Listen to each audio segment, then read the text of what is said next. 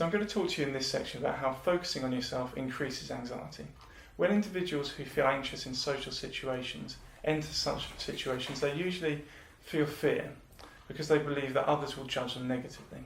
When they think in this way, they often feel anxious, and as a result, their attention is completely focused on themselves. It's what people often describe as being self-conscious. Information gained from excessive focus on the self then becomes the only evidence used for how you perceive yourself in the eyes of others. And because you're already feeling anxious, information that does not fit with this way of seeing things is often discounted. We call this having selective attention.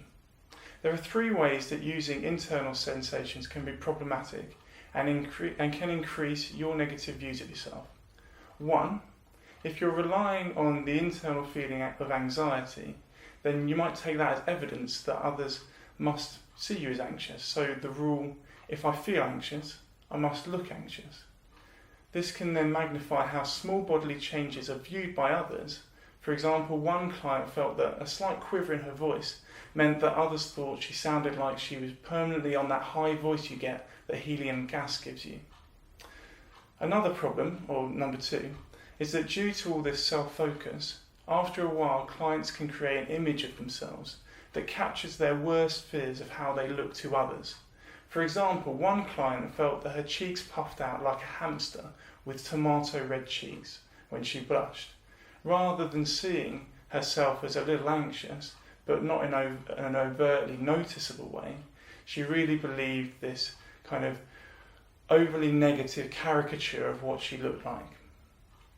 And the third way that this internal focus creates problems is that people also experience a general felt sense that they must look strange. For example, a thinking bias that might capture this is, if I feel anxious, people somehow know that I'm anxious. They can sense it in me, and as a result they think I'm weird, abnormal or weak. As mentioned, due to an overfocus on oneself, information from others is ignored and can be hard to attend to. Thus, information from others that might contradict your negative self-image is not picked up on, while ambiguous social cues are often interpreted in line with your negative self-image. For example, one client interpreted looking away during conversation as a sign that others found her red cheeks were too awkward to look at, and so they needed to look away, when in fact they may well have looked away in order to process what she was saying. What we often find is that when people who are socially anxious go into social situations, their attention becomes very internally focused. That may be focused on their sense of anxiety, may be focused on the physical sensations that they're experiencing as a result of anxiety.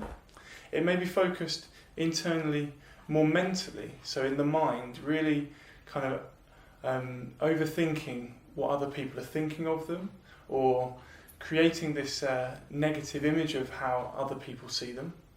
So a lot of that self-focused attention then becomes all-consuming and inevitably only increases and raises anxiety levels.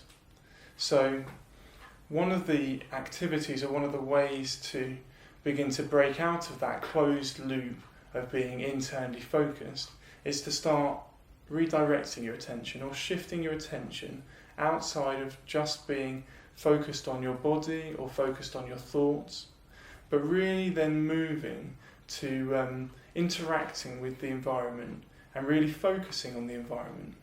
And there are different ways that you might do this. So you might begin really paying attention to what other people are saying, almost being quite mindful and quite focused on listening to all facets of what they're saying, really trying to understand what they're talking about.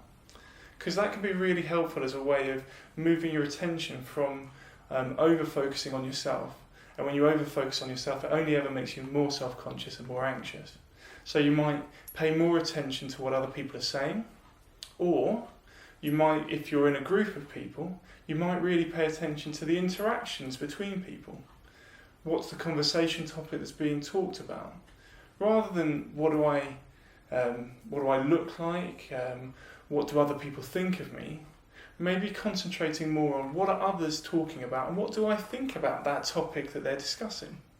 And at the appropriate point, interjecting with your thoughts. And that can be a really great way of not becoming all consumed and really kind of closed in on thinking about yourself, but much more considering others. So we call that redirecting attention. So in the next week, what I would recommend you do is in every social situation that you come across or social situation that you enter, really stay present in that situation as much as you can. And beforehand, prepare yourself to move your attention into what other people are talking about. So that might be the things that they're saying, the concepts that they're discussing, or just thinking about the things that are being said and finding out what's humorous, what's interesting, what do you like about what they're saying, what do you like about that person. Because those can all be wonderful ways that you move your attention from yourself to others. And the more you practice that in every situation that you come into over the next week, the more you'll find it comes naturally. As you can see on the diary, I've called it the Focus of Attention Diary, and it's really a way of rating in every situation how you found shifting your focus of attention. So as you can see, there's 4 columns. The first one is the situation, so what day was it, what happened, who was there, just the factual information about what was going on, just so that you remember where you were and what was happening as a kind of anchor for the rest of the exercise. So starting from there, you've then got a description of what was going on. You can think about in that conversation or with those groups of people or with your conversation with your boss or wherever it might be, how able were you, i.e. column 2, how able were you in the situation to keep your attention focused outward? And that's from 0 to 10, where 0 is completely unable to and 10 is very able to. And then the next column is how anxious were you in the situation, where 0 is very low anxiety and 10 is very high anxiety or panic. And then you might be able to look at column 2, i.e. how able were you to focus on others in the situation, and column 3, how anxious were you, and come to some conclusions about how helpful it is to redirect your focus of attention towards others. So you might find that the more you're able to do that, the lower your anxiety gets, as shown in the example.